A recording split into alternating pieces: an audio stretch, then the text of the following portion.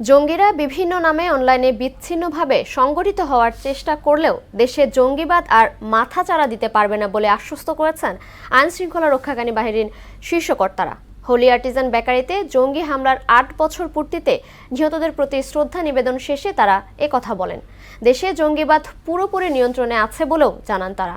নয়ন মুরাদের report. ২০১৬ সালের ১ জুলাই রাত ৯টার দিকে গোলাগুলির শব্দে প্রকম্পিত হয়ে ওঠে অভিজাত এলাকা গুলশান।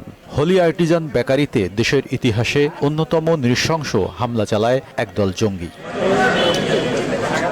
গুলিবিদ্ধ হয়ে মারা যান পুলিশের সহকারী কমিশনার রবিউল ইসলাম ও বনানী থানার ওসি সালাউদ্দিন। জঙ্গিদের রাতভর চালানো তাণ্ডবে প্রাণ হারান ১৭ জন বিদেশি নাগরিক সহ ২০ জন। দিনটি স্মরণে গুলশান থানার সামনে স্থাপিত দীপ্ত শপথ ভাস্কর্যে শ্রদ্ধা জানাতে আসেন আইনশৃঙ্খলা বাহিনীর কর্মকর্তারা। শ্রদ্ধা শেষে র্যাব মহাপরিচালক বলেন, দেশে জঙ্গিবাদ আর কখনো মাথাচাড়া দিতে পারবে না। পরিস্থিতি এখন অনেকটাই নিয়ন্ত্রণে। শুধু তাই না, আমি এটা দাবি করতে চাই যে Bangladesh is the safest country in the world.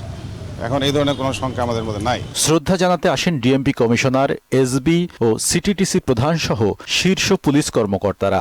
SB প্রধান বলেন, জঙ্গিবাদ নিয়ন্ত্রণে থাকলেও অনলাইনে কর্মকাণ্ড পরিচালনার চেষ্টা চলছে। ভুল মতাদর্শ, একটা ভুল মতবাদ নিয়ে তারা কাজ করে, ফলে এটি দমন করতে গেলে এটি একটি লং টার্ম এবং কমপ্লিকেটেড প্রসেস।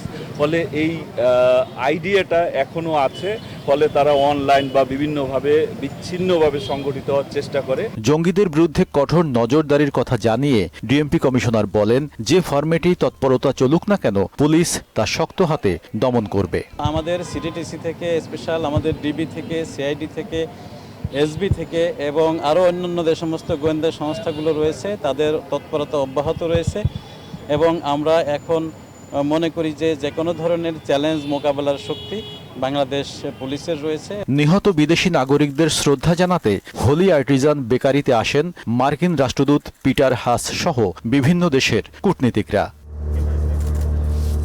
নয়ন মুরাদ, মোহনা সংবাদ, ঢাকা।